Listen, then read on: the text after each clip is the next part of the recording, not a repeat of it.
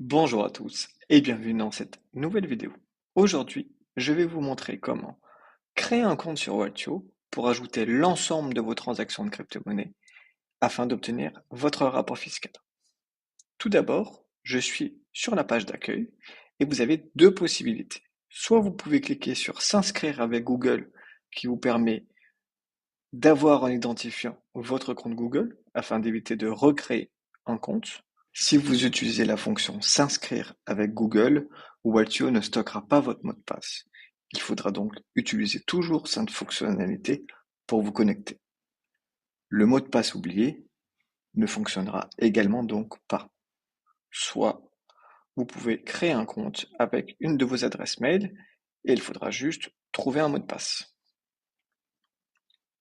On clique sur Je m'inscris. La page de Waltio s'ouvre. Il faut maintenant choisir quelle langue vous parlez. Dans mon cas présent, c'est le français. Et de quel pays, ça c'est très important, vous souhaitez déclarer vos crypto-monnaies. Dans notre cas présent, la France. Je clique sur Continuer. Vous pouvez ici donc indiquer un code de parrainage qui vous permettra de recevoir 15 € ainsi que le parrain. Et vous pouvez choisir votre résidence. L'indication du code postal n'est pas obligatoire, mais permet de personnaliser les envois de mails et de vous indiquer quand ouvre la déclaration fiscale et quand elle se termine. Et également la newsletter. Je clique sur Continuer vers Waltio. Et voilà, la page d'accueil est présente. Vous avez un petit message d'accueil. Et là maintenant, on attaque le plus sérieux. Ajouter tous vos comptes. Vous avez un petit bouton Ajouter un compte en haut à droite. On clique dessus et vous n'avez plus qu'à rechercher les comptes spécifiques que vous avez. Vous pouvez trier par plateforme, par blockchain, portefeuille ou service, mais vous pouvez aussi utiliser la recherche. Ce que je vais faire dans mon cas présent. Je vais prendre une adresse Polygon, donc je clique sur Polygon ici, connecter mon API, et j'ai juste à faire un copier-coller de l'adresse.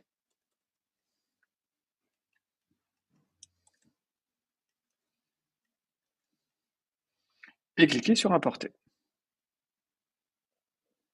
On attend un petit peu.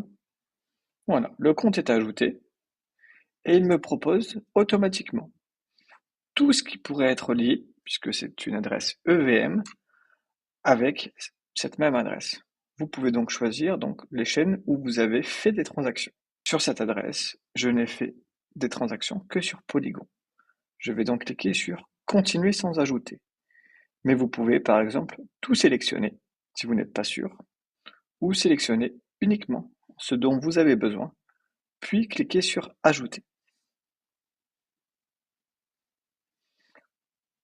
L'adresse est en train de charger.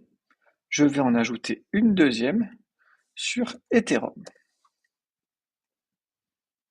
À titre indicatif, la plupart des portefeuilles, type Ledger, Ngrave, MetaMask, etc., vous n'avez pas besoin d'aller chercher spécifiquement le portefeuille, mais vous pouvez juste faire un copier-coller de l'adresse sur la blockchain associée.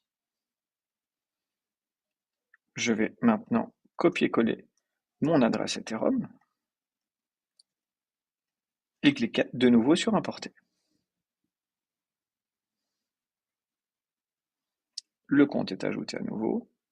Il me propose à nouveau des blockchains. Et vous voyez que déjà, sans coupure, l'adresse Matic que j'ai ajoutée tout à l'heure est déjà récupérée. J'ai fait Ethereum également, c'est en cours, on a déjà une partie des transactions. Vous pouvez, si vous en avez plusieurs, renommer les adresses ici. On pourrait l'appeler Ethereum MetaMask, par exemple. Et celle-là, Polygon. On va l'appeler Polygon Ledger. Et voilà.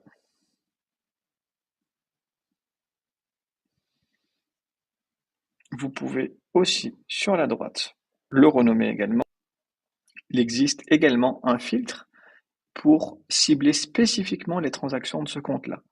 Vous avez juste à cliquer sur Transactions et là, ça cible les transactions uniquement sur l'adresse Polygon.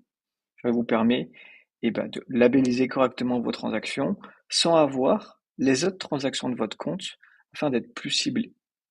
On applique automatiquement un filtre que vous pouvez voir ici directement. On a renommé les adresses. On va attendre un petit peu que la synchronisation se termine. Et pendant ce temps, je vais ajouter un fichier. Dans mon cas présent, c'est un fichier au format Waltio contenant des transactions d'une plateforme que nous ne supportons pas.